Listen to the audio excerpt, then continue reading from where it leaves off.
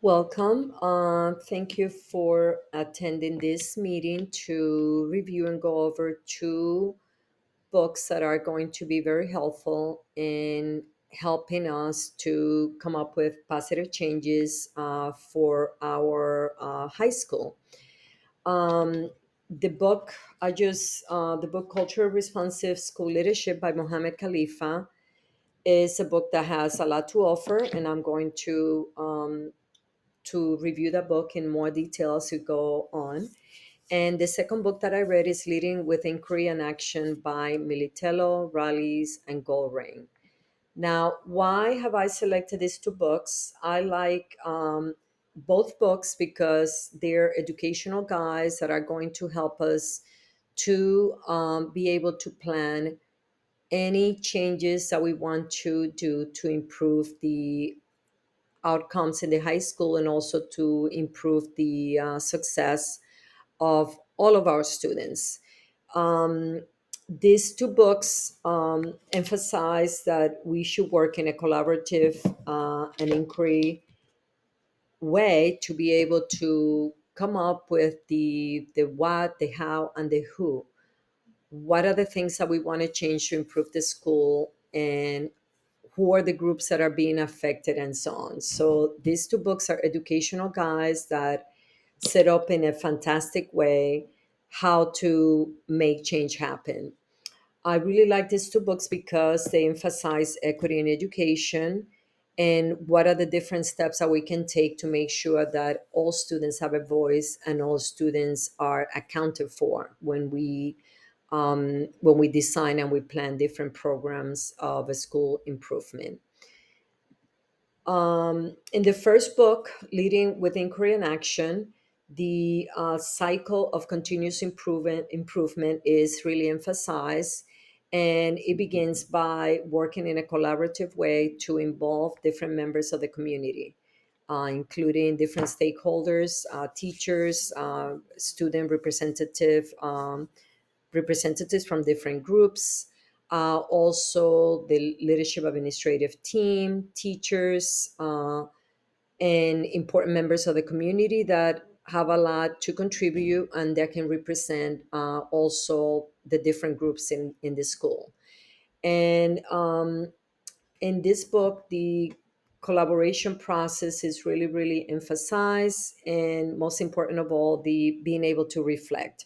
So once we go through the process of inquiry, uh, have different meetings, we can look at the results and reflect on the different results, and then examine what are the changes that we have to do going forward, and what are the things that we are going to do, what are the next steps to improve. So right here, what is the next thing that I'm going to do to get to my ultimate goal?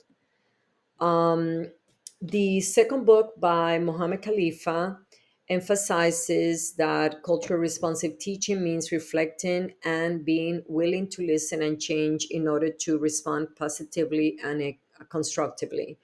So Khalifa walks us through the different steps that we have to take to bring about change and to make sure that we incorporate the culture of the different students that have not been acknowledged throughout history and throughout time, and that have struggled with different achievement gaps and so on. So he walks us through the process of how to incorporate the culture of those students into the curriculum and into the different components of the school. That way, the students can feel like they belong and they are part of the school, and as a result, feel more motivated to participate and to work on their future. Whenever, according to these two books, when we decide to have any process, any changes, any program, any school initiative that we would like to accomplish, we cannot do it just by looking at one component of the schools. We have to take a look at the community. We have to look at the families as partners in the whole changing process, and we have to be more inclusive of different groups. Also, we have to examine the data. What is the data telling us about the academics, the learning expectations of different groups? not only like in Fort Mill, we have about 80% of Caucasian students. So we can take a look how are those students doing, but then also take a look at the whole school population and see how every student is doing in terms of academic of graduation rate. Are those students being included in different AP classes? Are those students taking dual credit courses? And I have noticed as a new teacher in the Fort Mill High School, I noticed that in my dual credit classes, I have about two students that are Asian. I have no Hispanics that are there in that class, and the rest of the students are Caucasian students. So this is something that probably we should take a look at. Why why we're not having more students of Hispanic heritage being able to come into these classes and being able to take the opportunity of gaining three college credits through the University of South Carolina. So that's one of the things that I have noticed so far. That is something probably that I would like to get involved in the future. And like I mentioned before, anytime we're going to tackle a problem or an initiative, something that we would like to change, we have to look at the why. Why are we here? How do we come to this moment? What are the things that we would like to change? What do we want to achieve? And how we are going to achieve that. And like Militello indicated, we have to do the continuous improvement process. So after we come up with some answers, we have to meet again, we have to reflect, have different surveys, get different feedback, and then decide how we are going to proceed. Collaboration is the key here. In both books, that's something that is emphasized. We need to support each other. We are a team that is working for the not only for one group of students, but for all the school population. And we have to be able to communicate what are the things that we want to do, what are the positive changes that we want to accomplish, and so on.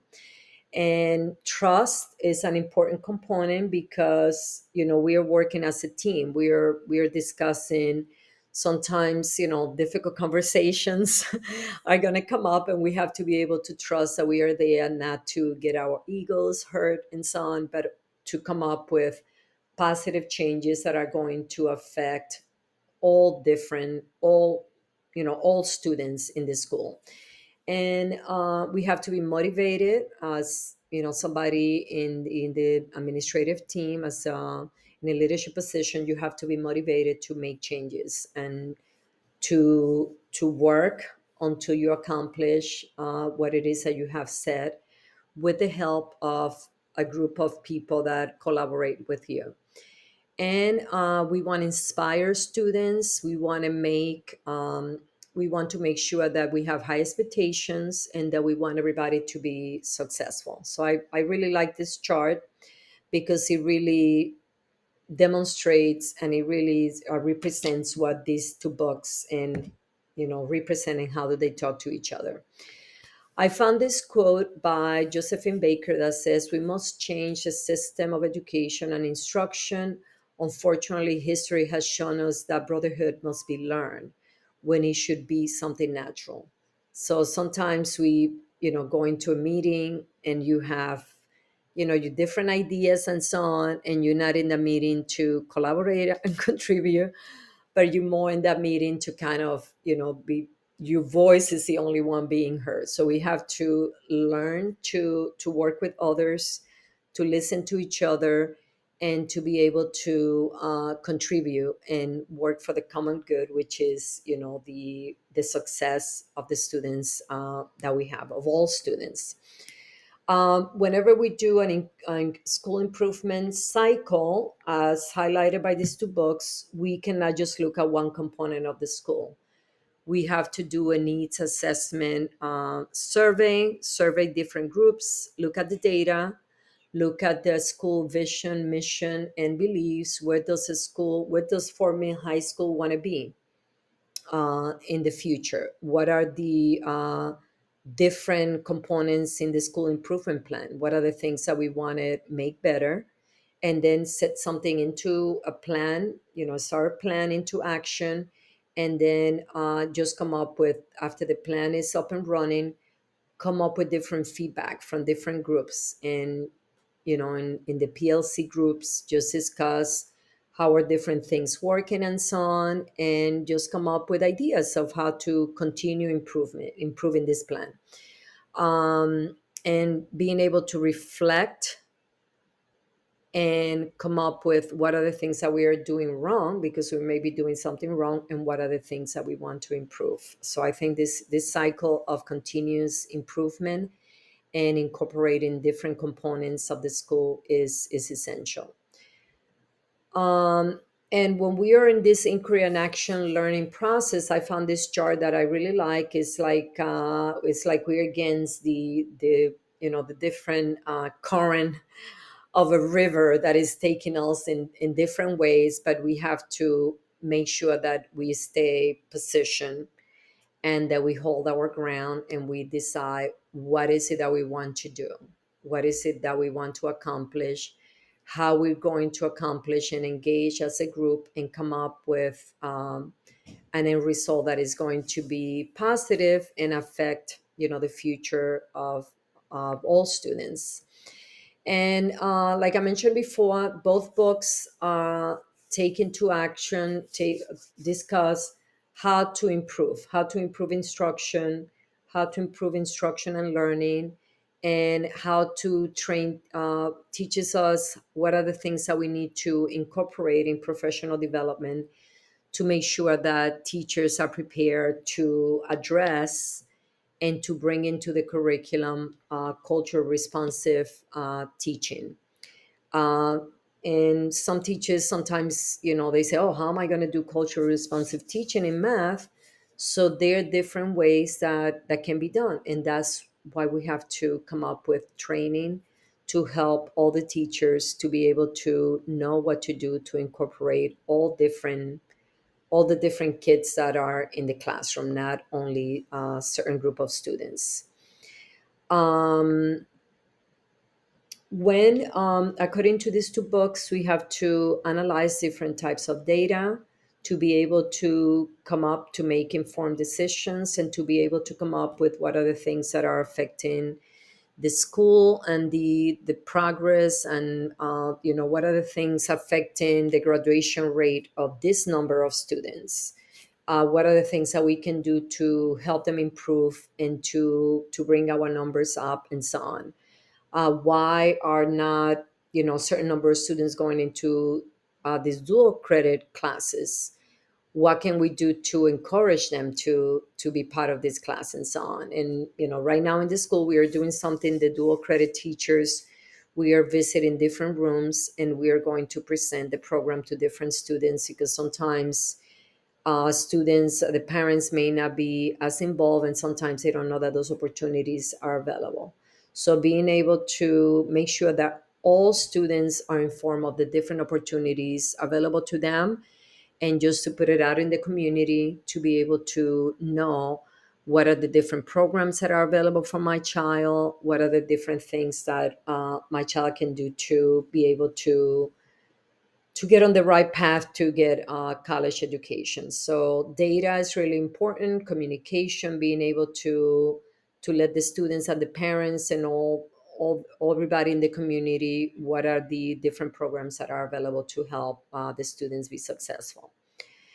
Um, why do we need culture responsive school leadership and to incorporate these culture responsive programs into our curriculum? As we know, the gap between certain minority students and other students is huge, and we have to be able to bring in the wealth of information that the students have to offer. What do they have to offer? How can we incorporate their history and their struggles in the curriculum, and be able to make the students feel welcome and accepted into the school community.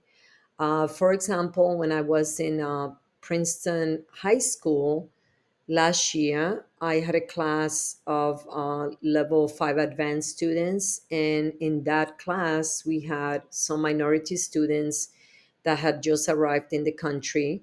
So I decided to do a lesson on the struggles and all the different suffering that students experience when they are traveling from Guatemala and Mexico into the United States, and how do they finally arrive here. So we analyzed the documentary, we analyzed the journey of a lot of those students. And what I did is that I included strategically one of I had about five of those students in each different groups to go through the activities. What are the feelings that they experience? What are the different physical needs that they had, and so on. So all the activities, they were able to have a student in the class, in the group, that was able to tell them firsthand experience what they had lived, and so on. So it was a very successful lesson, and the students, they felt that I was including them in the lesson, and they, even though their English was not 100%, they were able to present for their group and discuss about the different experiences that they have had. And they felt really included and important because they were able to help the other students in their groups to really understand what happens to kids that have to leave their country, and how do they get here, and all the different struggles, and so on. So that was a fantastic way to incorporate cultural responsive teaching in a Spanish class. Um, I think that the achievement gap in a lot of these minority students is huge compared to other students that are doing really well. And if we take a look at it, these different um, these different obstacles, they begin from when they are in kindergarten, and let alone if you lived in another country and you have to come to this country and learn the language if you're an ESL student. So the students have to be able to overcome all these different obstacles to be able to get to college. Sometimes there's some first generation college students and so on. So it is our duty as members of a leadership team, as teachers, as parents, as members of the community, to work as a group to come up with different ideas and come up with a program that we can narrow the achievement gap for these students. Um, I'm just going to skip because I'm going over a little bit of the time. And why is culturally responsive school leadership important? Because this book helps school leadership to be able to incorporate different groupings, different groups of students into the schools, into the mainstream. And also, this book, the cultural responsive school leadership, it offers the models for school leaders to be able to guide them on how to incorporate different programs, such as professional development to train teachers, um, the different rap sessions that are referred to in that Muhammad Khalifa book, where the students are able to speak and talk about their lives, what are the different obstacles, what are the different things that they are going through, and be able to have a voice. And that's really, really important for students to be able to say how they feel, and also to be accepted by the school community. Thank you, and I hope that you enjoy the presentation. I have included a parking lot activity where you have what's stuck with you. What are the different things? What are the questions that you may have? Um, you can borrow these books from me if you would like to get involved. And we have a lot to think, a lot of planning to do. So just write a few ideas there, and I'll take a look at everybody's suggestions and what stuck with you, what did you get out of this presentation? Thank you. Now I'm going to go to part two of my presentation, which is planning and implementation of the kayak model and culturally responsive school leadership into the a school like Fort Mill. Fort Mill High School is, I was really surprised coming from Princeton, which is one of the top schools, not only in New Jersey, but in the nation. I was kind of surprised that Fort Mill High School was really high performing school. They have 91% of the students are proficient in math and reading. We have a lot of AP courses that are offered to different students. And also, this school is ranked number 8 in South Carolina and is number 11 in the Charlotte, North Carolina metro area because it's really close to Charlotte. Um, this school, the only thing, this school I noticed, and also the other previous school that I used to be a teacher last year, that the enrollment of minorities is very small compared to the amount of Caucasian students. And 12% of the students are economically disadvantaged. Latino students, there are very few because I wanted to work with the school to do the to give it a state test to get the seal by literacy, and there are very few students that are considered bilingual students, probably like about 3% of the school population. And those students, I think, are not informed of the advantage of getting the seal of biliteracy. But I'll talk a little bit about that later on.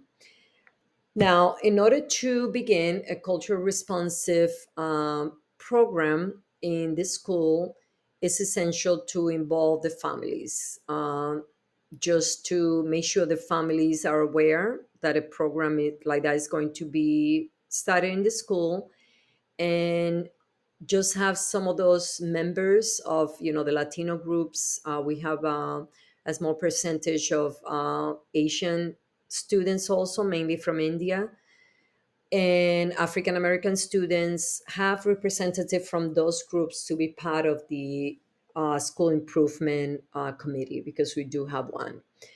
And also offer PD to make sure that the teachers are bringing some of the native language into the classroom. I mean, you don't have to be an expert, but you can bring some expression, you can bring some famous holidays that are celebrated in different countries, and you can even teach those concepts in English because they are considered cultural information. But a lot of teachers, I think, are afraid to begin on this path because they really don't know how to incorporate cultural responsive teaching into their particular discipline. And like Muhammad Khalifa indicated, we have to make sure that we understand the history and the culture of all the minority students. Students that have been, oppressed throughout times, and that if we compare their performance to other groups, there's a huge achievement gap still there. Um,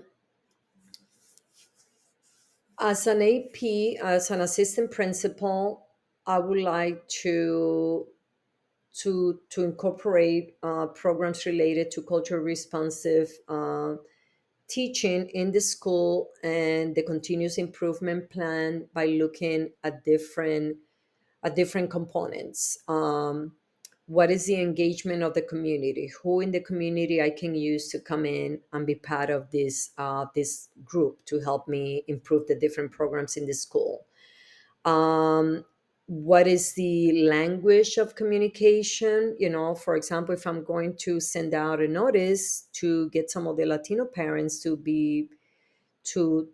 join us, they might not be able to speak Spanish. So do we have that communication in Spanish. That way we can send it out and the parents can come in and feel more comfortable to kind of be part of this school improvement committee.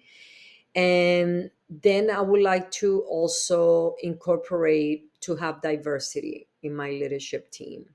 So I would like to have people from different types of groups and also people that have proven to be, uh, you know, to be in leadership, uh, I guess, roles in the school and that want to see the change and that want the students to improve.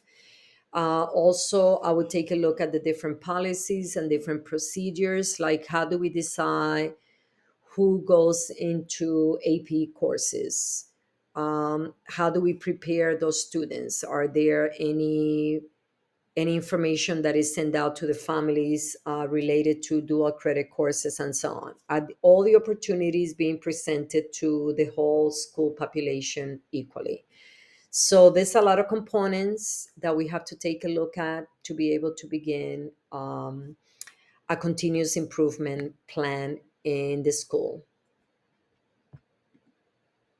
Um, and Mohammed Khalifa indicated that how can we reform education without understanding the realities of the people we serve? So if I don't know what the struggles are of a certain group.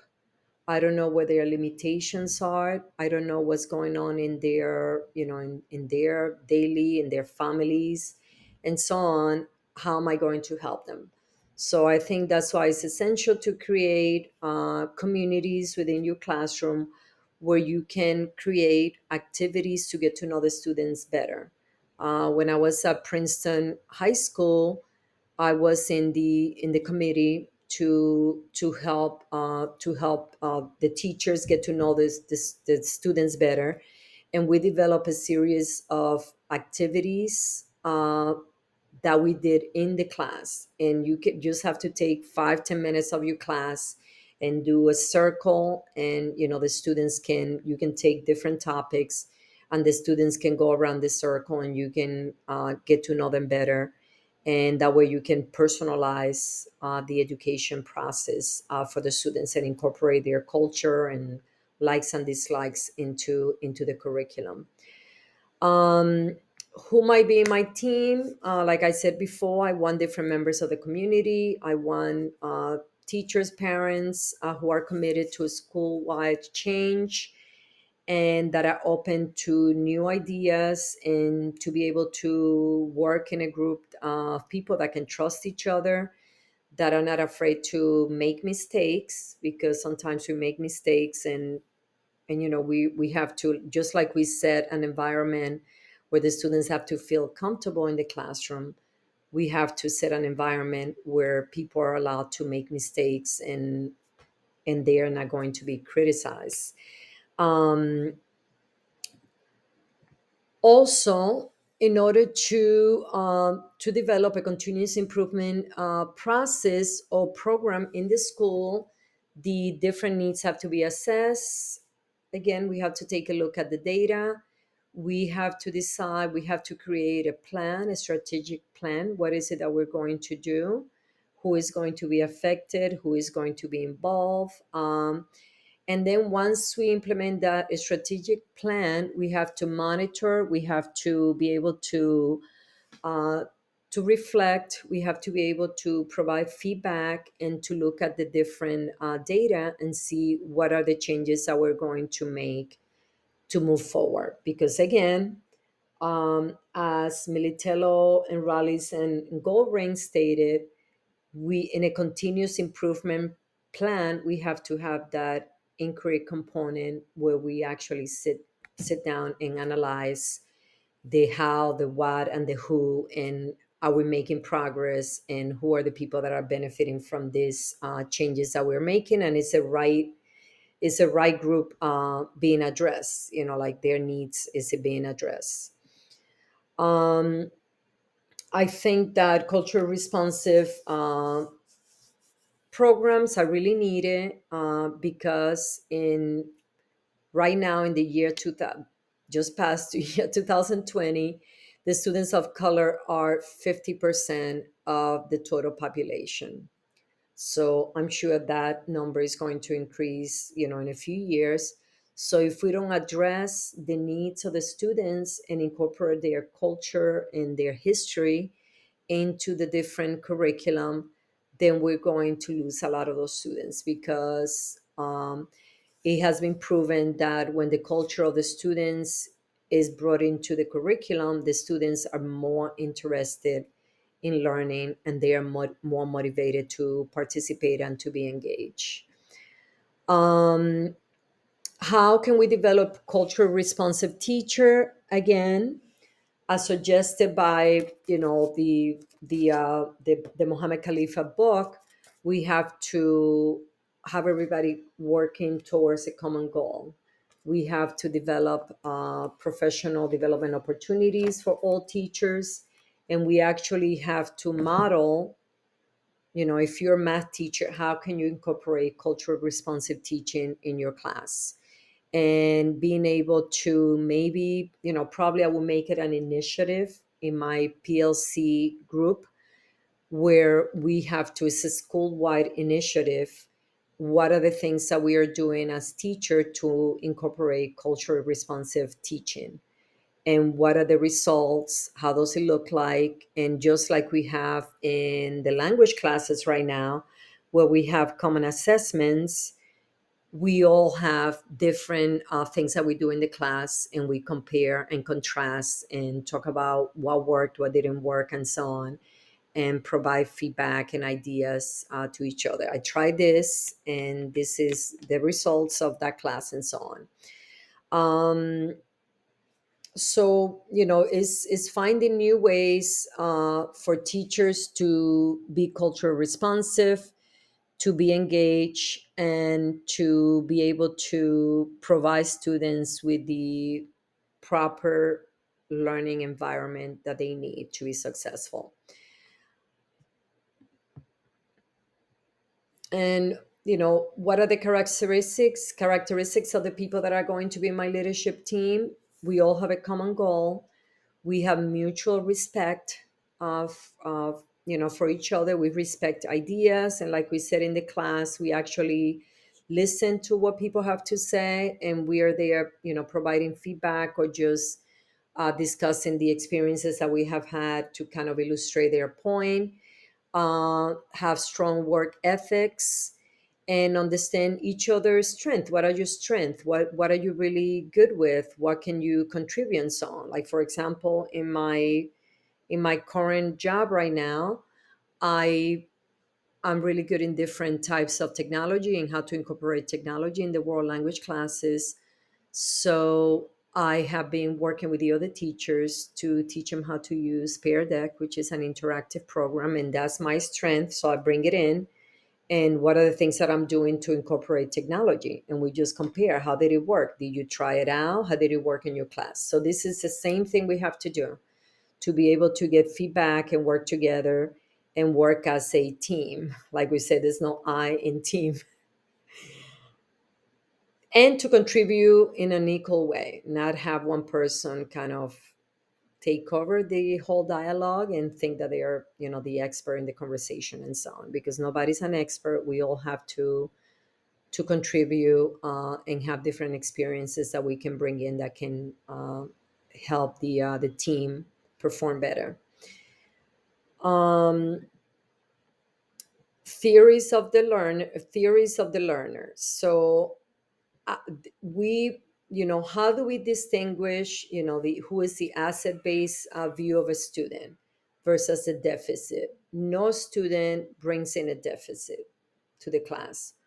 All students have something positive to contribute, and when teachers are trained in culture responsive teaching, that's when they realize that even this child that is right here, talking, calling out, what are the things that a child has to continue. So we have to be able to get to know the child and find a way to make sure that the student is able to contribute somehow to the class. And we have to set high expectations for all students. No student is going to come to the class as somebody that has no background. Everybody's going has a wealth of experiences and information that they can contribute to the class, and we have to make sure that we incorporate it. Like I said before, in that class, I was able to incorporate the experiences of a group, about 5 students that came from Guatemala, and how was their trip coming to the United States. And it was based on a documentary that is called The Beast, about a group of students, a group of kids that travel on top of a train to be able to come to the United States. So what happens once they get here? Uh, and I think I was able to identify that those students had a lot to offer. They didn't have a deficit, even though some of them had a fourth grade level of education, they were able to contribute to what we were discussing in class. So I think that's being able to see what is the asset based view of students.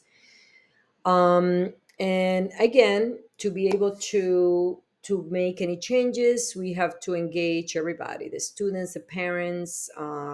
According to Khalifa, we have to look at the indigenous community, which is a group that has been neglected for many, many years. And we have to accept what their experiences are and what they have to offer. Build relationships. By building relationships and getting to know the students and their families and their culture, it reduces the amount of anxiety and the students thinking that they don't belong. And I have one African American student right now, and he's always like really quiet because most of the students are Caucasian in the class, and a couple of Indian students. So he's like really quiet. He doesn't say anything. So I have made it a point to get to know him, and I have emailed the parents a couple of times, and just work with him. Since he doesn't do really well academically, I have met with the vice principal to come up with a plan to help him, because he has the potential to do well, and I would like him to go on to college, and he's a senior. Um,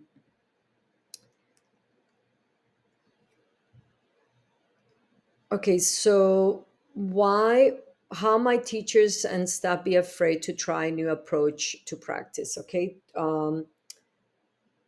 change is really, really difficult, like we discussed in one of the class sessions, and we have to be able to provide teachers with the necessary tools to be able to use those tools and that information and use it in the classroom to support the students, to support all students, and to have the same expectations. Um, and we have to reflect on our own cultural lens, like how much do I know about the African American experience? What else can I learn? What else can I incorporate in my classes to be able to make the students feel welcome? Um, when I was at Princeton High School, I did a lesson. It was in conjunction with the University of Miami, and it was a lesson on Latinas of African descent. So I did a lesson on Celia Cruz, and we talked about the influence of the drums, the African beats, into the salsa music in Cuba. And I was able to bring the University of Miami sent me samples of different types of instruments. We read about her history and talked about her struggles when she came to the United States in the 1950s. And some of the kids in the class, they really appreciated the fact that I was able to identify some of the African influences in the Latino culture. And some of the students got really involved. We played the different instruments. I invited another teacher that was African American in the school, which We did, even though she was a science teacher, we incorporated some interdisciplinary projects for Hispanic Heritage Month. So just, I can see how teachers are afraid. If you don't know something, you're going to be afraid. But, that's where the leadership team is here to come up with what are the gaps, what are the things that the teachers need to be able to offer the students culture responsive teaching into their lessons. Um, and sometimes we we tell people, I want you to think outside of the box, but look at these cartoons. Are we giving them the necessary tools to think out of the box?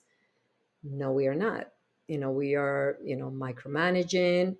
We don't have a consensus. We don't have a plan.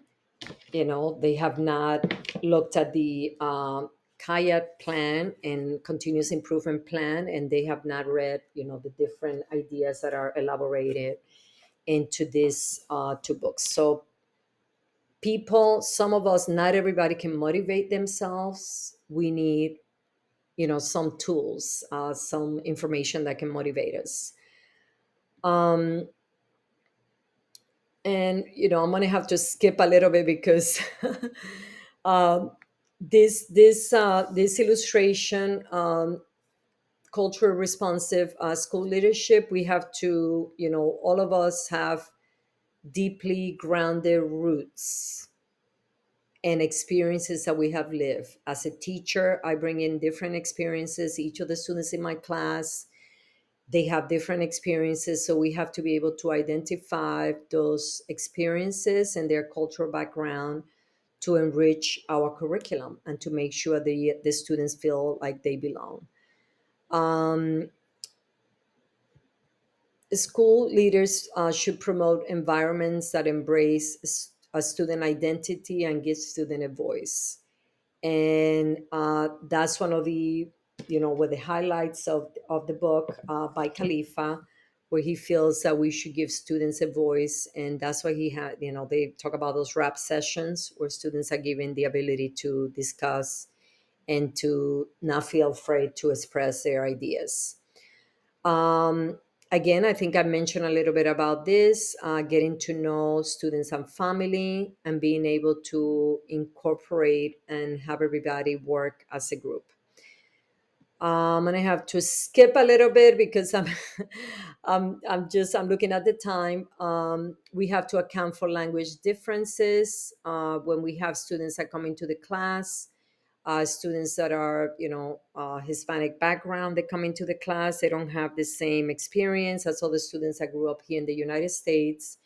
And to incorporate cultural responsive teaching in the classroom, we have to make sure that we look at those students and look what they have to contribute.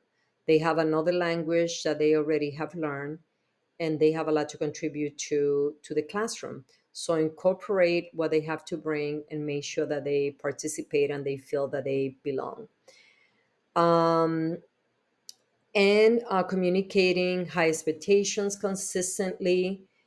And how do we do that? By making a student-centered environment where the teacher is more of a facilitator and the students are able to use the Inquiry method to work in groups and arrive to conclusions by using problem-based learning activities. Um, Sometimes you might get pushback. When I was working in New Jersey, my last 6 months, I went into vocational school, and I was running the Newcomers Academy for ESL students. I was also teaching, but half of my job was the supervisor for the Newcomers Academy. And I got a lot of pushback from the teachers that have been there, from the person in charge of the culinary program, from the person in charge of the automotive program, and so on. So I made it a point to bring an expert in shelter English instruction, and then we worked on how you have to address the needs of the students that have been in this country maybe 6 months, and how do you teach them all the academic vocabulary that they needed to learn to be able to be successful in their class. So it was, a lot of pushback, but we got it done. And to this day, there's somebody else that's doing this job now, and I talk to him all the time, but he's still getting a little bit of that pushback. So it's going to take some time. A lot of changes. It's a new program, so when a new program comes into a building, then there's going to be a lot of pushback by different people. Um, and before we can begin any of these programs, we have to make sure that we address our own bias, either by doing, like a book study where you can recognize, as open as I am, we did a book study, and I realized that I do have some bias that I needed to address. So in order to be able to do this kind of work, cultural responsive school leadership, we have to address our own bias, and we have to, either by book analysis or doing different types of exercises where we can recognize what are the biases that we have and how can we overcome that and have, an open mind, um, and be able to help uh, the child to be successful.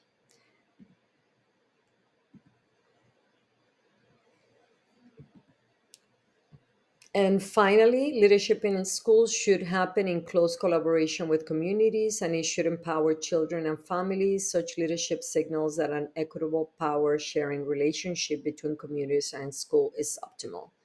So, needless to say, we have to have that relationship with the community to be able to be successful.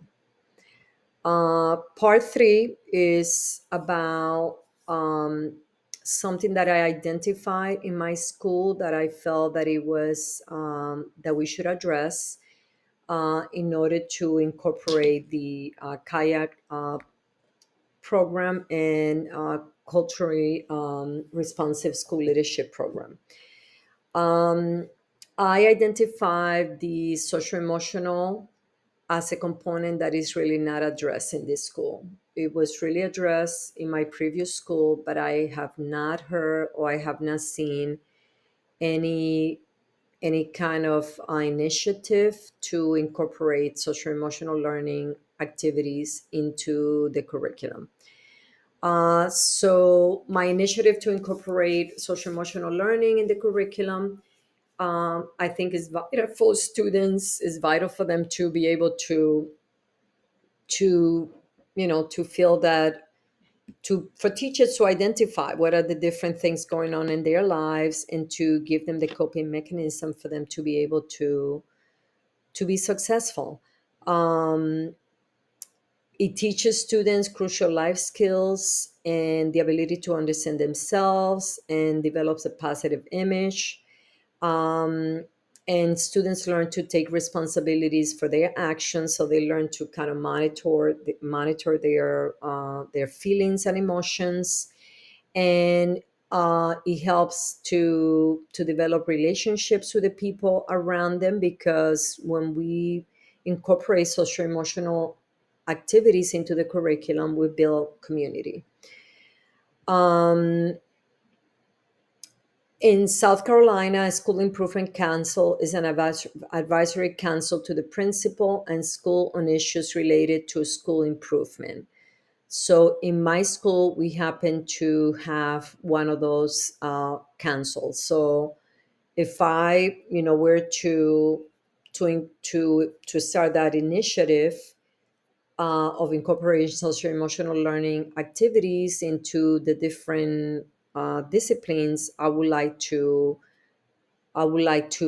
have this group be part of my team members.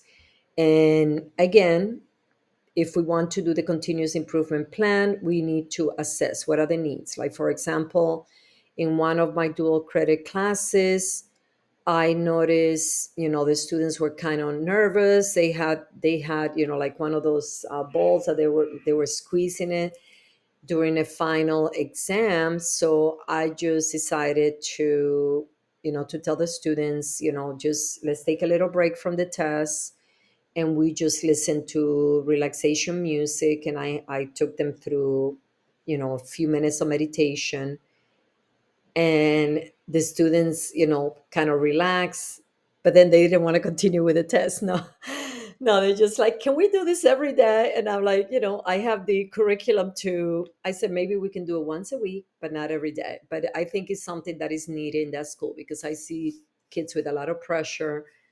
I have gotten emails at 2 a.m. in the morning with kids like, why did I get this grade in this project, and so on.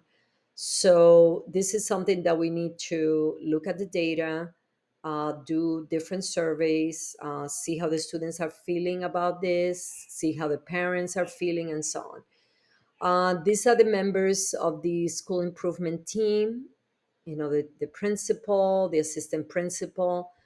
So if I were to be in the leadership team of this school, I would like to use this school improvement committee and team to be able to listen to my ideas and to collaborate and help me start a process of incorporating social emotional learning activities. Um, the social emotional learning activities have, according to research, have a lot to do with improvement, not only in the well-being of the students, but also in academics. So it is really important to incorporate a program like this into the curriculum. Um, and according to this research, a long-term effect is that 10% fewer psychological behavior of substance abuse. Um, I feel that right now we have, some students, like, I have a student that doesn't look like he sleeps really well, but he's always like really hyper about his grades and things that are going on and so on. So I had to call the parents and so on. But if we were to have a social emotional learning component at this high school, I think that will help a lot of the students to improve their mental wellness. Um, how would I support my team through an improvement kayak framework? I would help them by having an acceptance phase. So we will look like, what are the things that we want to address, the what. Um, so during the phase of the action phase, I will support them by providing them with feedback. I would like to have everybody in the team to provide input. What are the things that their experiences, what are the things that we should change, and so on. um, and I would, we will have the reflection component, which is really, really important in this process. And then we will stop and take a look at what can we do next. um, since I already have the team, like I said, in my school, I would like to bring my ideas to that school improvement team. Or maybe I can as an assistant principal, maybe begin trying out these social emotional learning activities in some of the departments and getting feedback on how it's working, and maybe little by little incorporating it throughout the school until it becomes a school-wide type of approach. Um,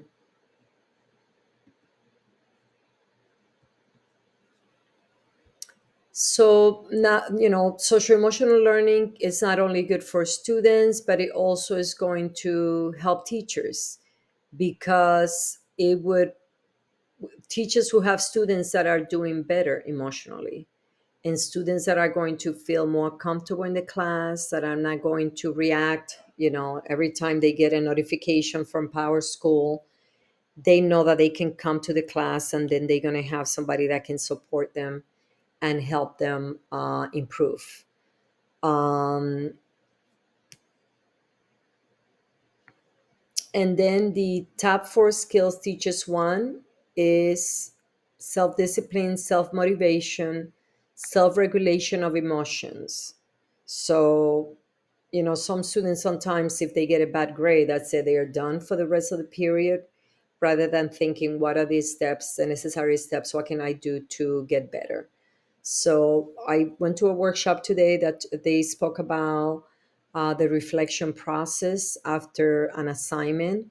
And I think, incorporating a reflection component where the students can see how they learn and what are the things that they can improve to do better. I think it will be a way of incorporating social emotional learning activities in their class.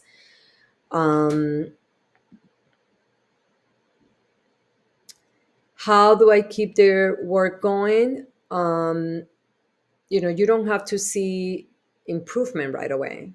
It's a whole cycle of constant improvement, and building upon the things that we have accomplished and coming up with ideas, and just recognizing what are the small accomplishments that we have made. Like, for example, when I was at Princeton High School, we incorporated social emotional learning activities in the class, and it started in the homeroom. So in all the homerooms, all the teachers first started with the faculty. We started doing social emotional learning activities during faculty meetings, and then there was a group of us in a committee that we would provide different training and activities to different teachers, and they started doing it in all the homeroom, because they didn't want to take time from the learning environment, I guess. But they were so successful that some of us started doing it in our classes. So, the small steps and small wins that we have accomplished, just take that and build upon it.